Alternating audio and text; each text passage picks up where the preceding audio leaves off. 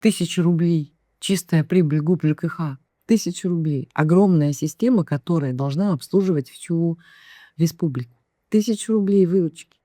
Да вы охренели. Вы, это вообще, это что такое? Чикачёв поганой метлой нужно гнать, а и сына поганой метлой нужно гнать. Они ничего не могут. Они могут только ездить по форумам и отчитываться. Мы впереди планеты всей. Отвратительно, отвратительно управление. И люди сидят без зарплаты. И Чикачёв, значит, вот, который руководитель ГУП ЖКХ, смотрит на всех вот такими глазами, да, невинными. Весь такой, знаете, прилизанный, да, весь такой вообще. И вот так вот. Ну, а что я сделаю? Ну, вот. А что это значит, да, огромные долги? А почему у них такая прибыль 1000 рублей? Они получили кредиты. Кстати, они сначала не получили финансирование из бюджета. Что они сделали? Они пошли в банки, взяли кредиты, да, позатыкали дыры. Потом они еще получили дополнительно какое-то там финансирование экстренное. Опять позатыкали дыры. Потом они повысили тарифы. Люди жалуются, тарифы повысили. А что у них другого выхода нет. Они сначала воровали, не реформировали эту систему. Сейчас уже даже не воруя, да, система вообще, она вот сама, она тонет, просто тонет, да, это ЖКХ наша несчастная, просто тонет в долгах. Даже можно не воровать, все равно все утонет. Вот. И сейчас повысили, значит, тарифы, люди платят больше, и они опять кредиты берут. И на них, и вот это вот все, в общем, какой-то замкнутый круг. Это замкнутый круг. Это управленческая проблема. Они не могут управлять, понимаете? Даже если сейчас взять, значит, коррупционеров. И, кстати, на чем они еще зарабатывают, да? Они пишут на бумаге, что повышают на бумаге зарплату. Они пишут, что средняя зарплата по системе, по ГУП ЖКХ, там почти по 200 тысяч рублей. На самом деле 100 тысяч нет. 70-80 люди пишут, получают, да? И вот эту вот разницу, они тоже этими разницами, скорее всего, дыры закрывают. Там уже в карман не положат, потому что все видно будет. Понимаете? Такие огромные долги. И даже если всех коррупционеров, которые там воровали эти деньги, себе в карман клали, сейчас их всех, значит, посадить, поймать за руку, не за руку, в любом случае поймать, посадить, очистить ту систему, она все равно не выживет.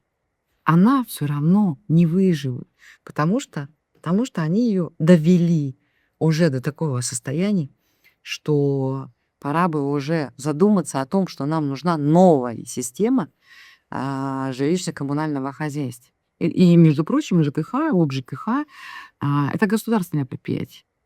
Это не частное предприятие, это государственное предприятие. Сейчас, может быть, пора задуматься о том, что государственное управление вот этой отраслью, да, ЖКХ, оно само себя, конечно, не оправдало.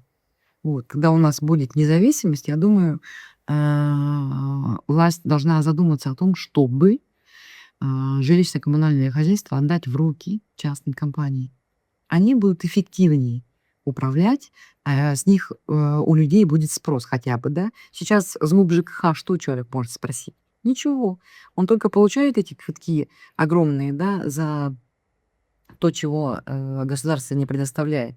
Тот же капремонт. Люди сдают в этих бараках, живут. Да капремонт скидываются, а капремонта нет. Когда не если, а когда мы получим независимость, почему нужно будет об этом думать. А пока система вот такая, что, я не знаю, они, наверное, внешнее управление скоро ведут. Я уже где-то об этом говорила, да, что ГУП ЖКХ находится в таком раздрае, в такой, значит, такой, извините, заднице, да, что по-другому никак нельзя будет. Реструктуризирует долги предприятия им, да, проведет, и, ну, спишет просто спишет. Банку оплатит, наверное, государство эти долги.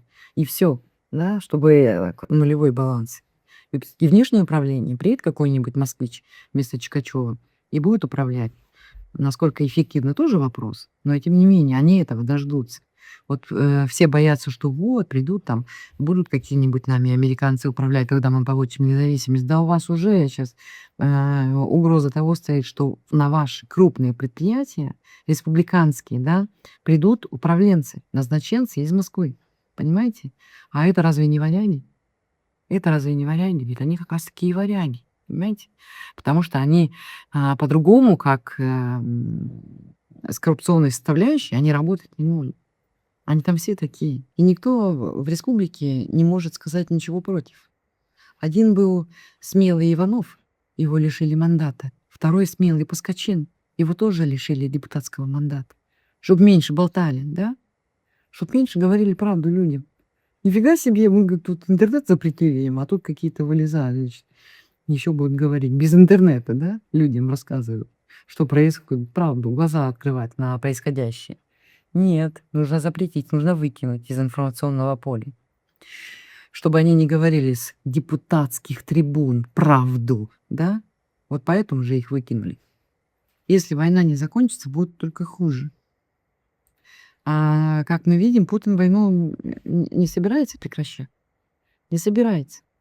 Они там за 20 лет не смогли реформировать эту систему ЖКХ. Она работает еще там на советском оборудовании, да? Они за 20 лет не смогли реформировать систему ЖКХ. Сейчас-то что они сделают в условиях санкций и в условиях экономического кризиса в России? Они ничего не сделают.